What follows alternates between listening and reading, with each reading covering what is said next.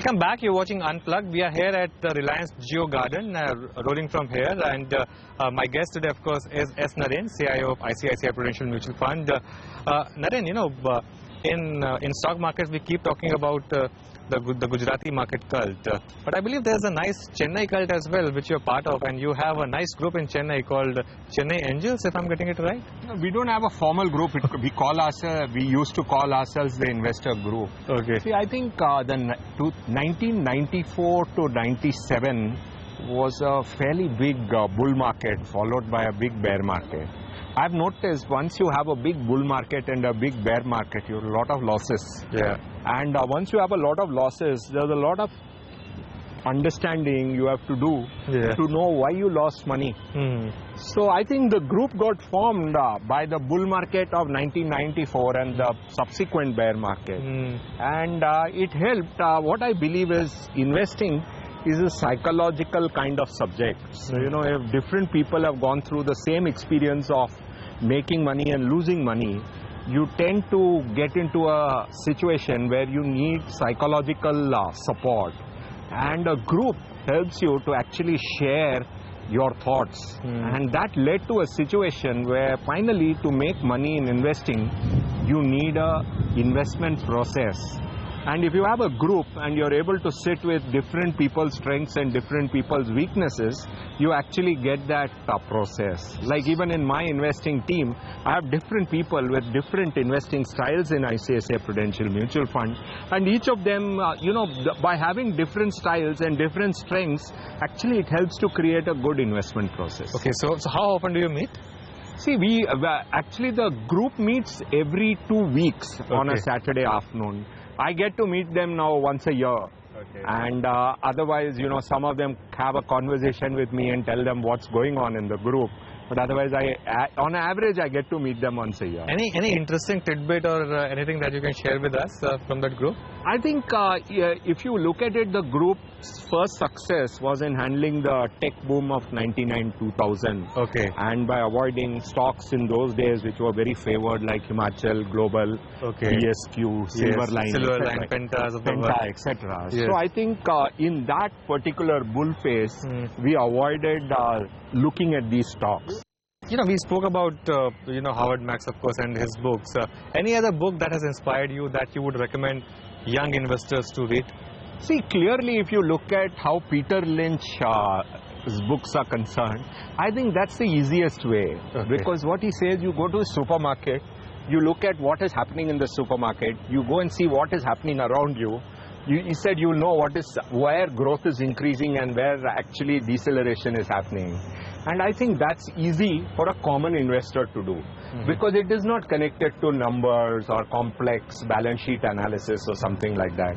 I would actually recommend Peter Lynch books for investors who are entering investing because it's a book which says think based on what you see around you. And it's very easy for any person to know what is happening. Everyone knows online is picking up. Everyone knows that if you are in a travel agent business, it was going down. So these kind of trends are very easy for you to see. Tablets are picking up. Landline is going down. So these are things, that mobile is picking up. So all these kind of trends come through by just thinking of what is happening around you. So I recommend Peter Lynch's book, Beating the Street, One Up on Wall Street. Okay, and, Naren, of course, you manage so many funds. You are the CIO, of course. What is the best thing that you enjoy about running a fund, and what are the qualities required to run a fund?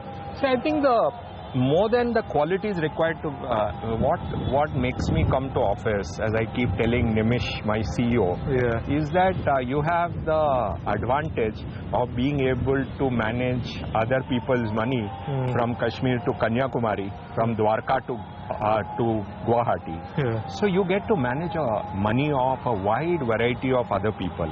And I think if you're able to give them a good investor experience, which is what we have tried to do, particularly through our dynamic asset allocation products, it gives you a very good feeling.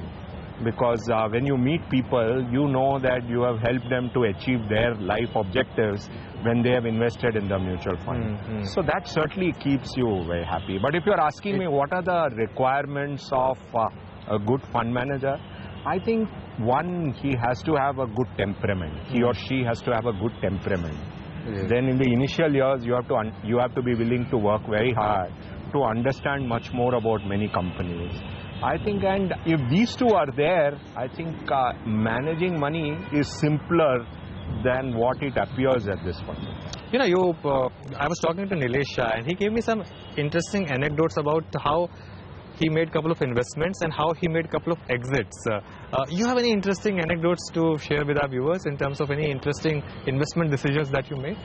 See, I think there have been many, but what I believe is that the best investment decisions are things which you take in bubbles and busts. Okay. So in bubbles, for example, we took a call in 2007 that pharma was very attractive. Yes. And infrastructure stocks were costly.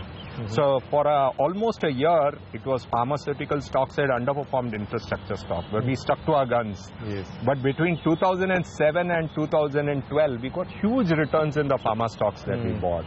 Similarly, in the bust, if you had looked at what you tried your best to collect money, but whatever small caps you bought in 2008 second half all the way to the election, the kind of returns that they gave in 2009 was phenomenal.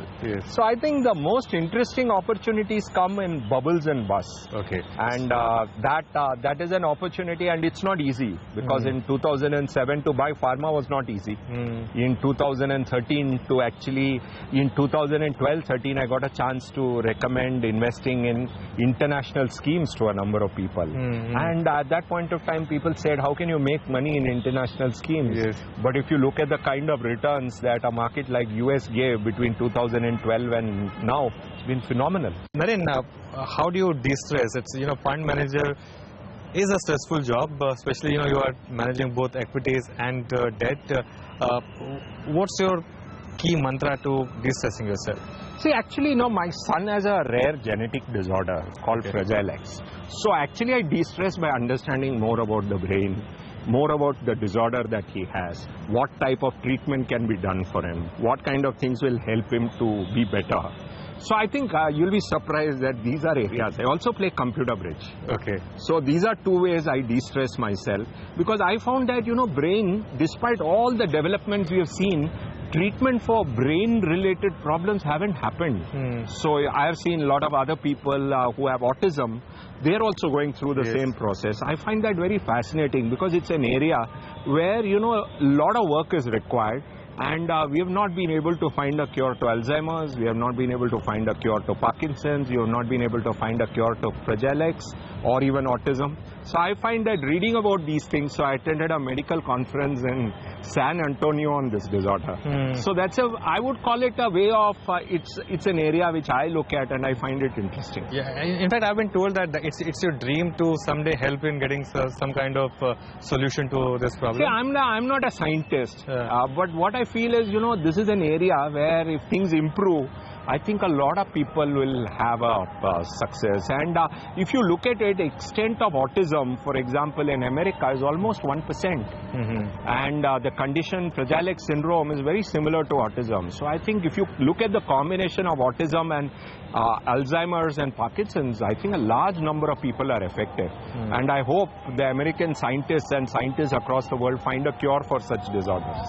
Okay, hope springs eternal, Naren. Thank you so much for your time today, and it was a real pleasure talking to you today.